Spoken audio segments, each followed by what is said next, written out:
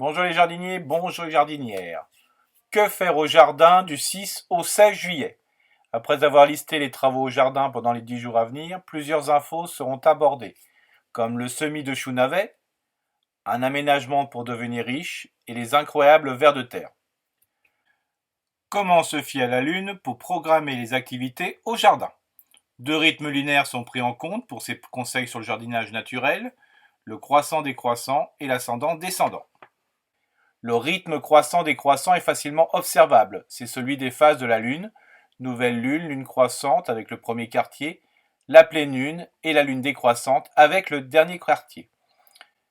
Ensuite, vous avez le rythme ascendant-descendant, mais il est plus difficilement observable. C'est la hauteur apparente de l'orbite de la Lune par rapport à l'horizon.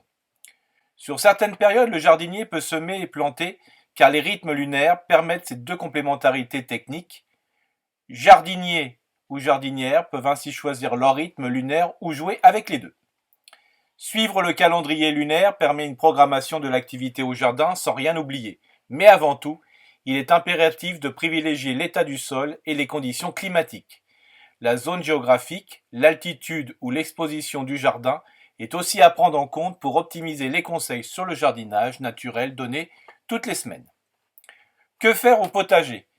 Fin juin à début juillet commence la deuxième phase du potager avec les légumes de fin d'été, d'automne ou d'hiver. Ceux et celles qui n'ont encore rien fait au jardin ont une deuxième chance au jardinage. Du 6 au 18 juillet, la lune est ascendante. Le jardinier peut donc semer. Quelques exemples. Les betteraves rouges ou d'autres couleurs, une graine tous les 10 cm, les blettes, une graine tous les 10 cm, le chou chinois, 3 graines tous les 30 cm, le chou navet, 3 graines tous les 30 cm, les courgettes, 2 graines par place, les épinards, 1 graine tous les 10 cm, les haricots verts nains, 5 à 8 graines en poquet, laitue, des graines ici et là ou en pépinière, la mâche, 1 graine toutes les 5 cm en ligne, les navets, 3 graines tous les 10 cm, radis et les plantes aromatiques comme le persil. Les feuillages de la bâche des pieds de tomates n'est pas obligatoire, sauf si les feuilles sont jaunes. Plus les pieds sont couverts de feuilles, plus les fruits sont alimentés en nutriments. Toutefois, si plusieurs feuilles se superposent dans une situation rarement ensoleillée, mieux vaut en garder qu'une pour limiter les risques de mildiou sur les feuilles humides et en situation fraîche. Que faire dans les autres espaces du jardin? Concernant les espaces fleuris, le jardinier poursuit le nettoyage des rocailles, des massifs ou des jardinières en coupant les fleurs ayant défleuri. Ces déchets servent de paillis dans tous les espaces du jardin. Voici deux plantes horticoles qui ont leur place dans un jardin, le pavot de Californie et la nigelle de Damas. Le pavot de Californie ont offert des tapis flamboyants ou en mélange avec d'autres plantes à fleurs. Cette plante se satisfait de situations sèches comme les rocailles. Le jardinier doit laisser évoluer la plante jusqu'au semis naturel. D'année en année, le pavot de Californie s'installe sans être envahissant. La nigelle de Damas s'inscrit dans la même dynamique. Côté pelouse, leur jaunissement peut devenir courant avec la succession de périodes sèches aux températures brûlantes en juillet et en août. Il ne faut plus tondre ou le faire au-dessus de 6 cm. En laissant le déchet de tonte sur le sol, ce paillage gratuit améliore la qualité du sol et sa capacité à retenir l'eau.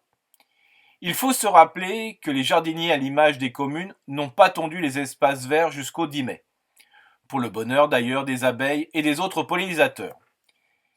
Les jardiniers peuvent poursuivre ce non-exercice en juillet, ou peut-être ne tondre que des chemins pour démontrer ou montrer que ce choix est conscient. Les chemins sont alors tondus au-dessus de 6 cm tous les 10 jours et en laissant les tontes sur place pour favoriser les graminées. La fauche sera faite début octobre sur les autres espaces. Le déchet est laissé sur place 10 jours pour que les insectes puissent s'en échapper. Ensuite, il est exporté au pied des arbustes, des petits fruits ou des espaces de courges, de tomates ou de courgettes. Au verger, le jardinier poursuit la taille d'élimination des branches mortes ou malades. La taille en verre a commencé. Elle regroupe toutes les opérations de taille réalisées quand les arbres fruitiers portent des feuilles. Les gourmands sont les plus concernés. D'ailleurs, voir les conseils du 29 juin au 9 juillet. La suppression des rejets au pied des arbres fruitiers oblige quelques précautions. Le jardinier dégage le pied de l'arbre à la binette sans blesser l'arbre. Les rejets sont coupés à ras au sécateur le plus proche possible de leur zone d'émission sur la plante. Coupés au ras du sol, à la tondeuse ou au sécateur, les rejets repartent de plus belle et s'installent pour les années à venir. Le noyer ne doit subir aucune taille de formation, sauf quand il est conduit dans une approche économique. La formation en gobelet permet un bon équilibre des charpentières et une bonne utilisation de l'espace. Chez les particuliers, la formation est dite libre. Elle permet aussi d'obtenir un tronc long et droit pour une revente du fût. Si une taille de charpentière ou de sous-charpentière est nécessaire, par exemple pour une taille de sécurisation, une taille suite à un gène ou d'autres tailles, elle doit être faite en août pour éviter que l'arbre ne pleure. Côté projection du verger, les poussoïdiers des pommiers, celles qui sont couvertes d'un feutrage blanc, sont supprimées manuellement. La pose de bandes engluées autour des troncs stoppe la montée des schématobies femelles ou chématobies femelles, qui sont des papillons non ailés. Fécondées par les mâles ailés, elles pondent à proximité des bourgeons. Au printemps suivant, les chenilles dévorent les jeunes feuilles. Concernant l'espace de petits fruits, le jardinier complète leur paillis avec les déchets verts du moment. Du compost ou un extrait fermenté d'ortie peut être apporté à leurs pieds. Les cannes des framboisiers remontant ou non remontant ayant produit sont coupées à ras sans blesser les nouvelles.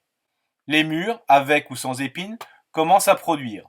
Attention aux nouveaux rameaux qui produiront en 2021. Ils sont palissés sur un fil ou sur un piquet pour les protéger du piétinement, du rotophile ou de la tondeuse. De plus, laissés sur le sol, leurs extrémités peuvent s'enraciner par macotage d'extrémités. Pour les arbustes de petite taille, moins de 3 mètres, le jardinier poursuit la taille des arbustes à floraison printanière, une fois lors des floraisons bien entendu, ainsi que celle des arbustes à feuilles, comme les troènes et les charmilles, ou des conifères, comme les thuyas. Avant de sortir le sécateur, bien vérifier l'absence de nid, si oui, attendre début août. Ne pas tailler les arbustes à floraison estivale, comme les arbres à papillons, la spiridechine ou bien d'autres arbres. Leur taille sera prévue d'octobre 2020 à mars 2021. Comme promis, voici les 3 infos de la semaine. Comme première information, un légume racine, le chou navet. Le chou navet, appelé aussi rutabaga, s'adapte au climat froid et humide. Il préfère une exposition ensoleillée et un sol riche en humus et bien drainé. Ce légume racine supporte le gel. Le jardinier le récolte 3 à 4 mois après semis d'octobre à mars. Avant le semis, le sol est griffé. Le jardinier crée des sillons espacés de 30 cm.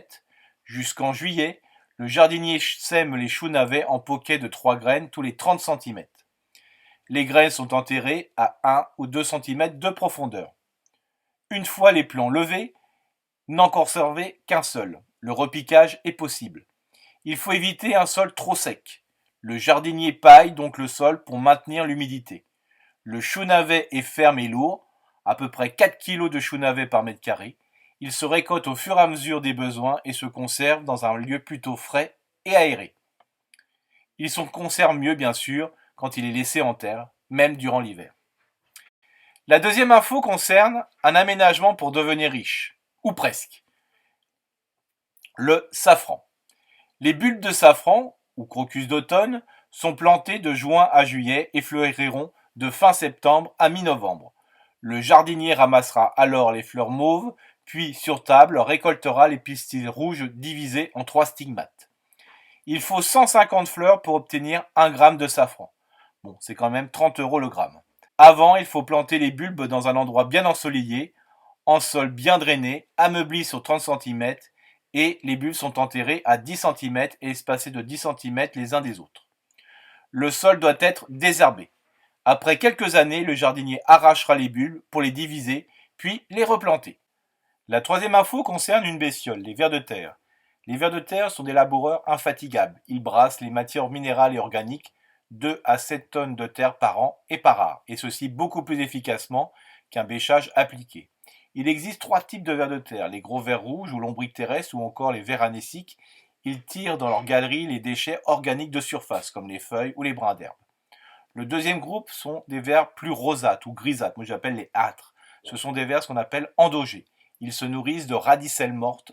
Et enfin, le troisième groupe correspond aux petits vers rouges ou les vers du pêcheur ou les vers épigés. Eux, ils fractionnent la matière organique dans les tas de compost ou dans les paillis épais. Leurs déjections, ce qu'on appelle les turicules, sont 8 à 10 fois plus riches en nutriments que le sol environnant. Grâce à leurs très nombreuses galeries, les vers de terre sont des améliorateurs de porosité du sol, ce qui entraîne une meilleure circulation de l'air et de l'eau, moins de ruissellement et une meilleure pénétration des racines. Leurs galeries peuvent représenter 400 à 500 mètres de linéaire par mètre cube. Plus la porosité est importante, plus les bactéries peuvent fixer l'azote contenu dans l'air du sol et ainsi le restituer directement aux plantes. Les racines apprécient les galeries car elles sont tapissées de déjections nutritives. Les vers de terre sont aussi des protecteurs du jardin. Ils se nourrissent de matière organique et diminuent ainsi la prolifération des maladies.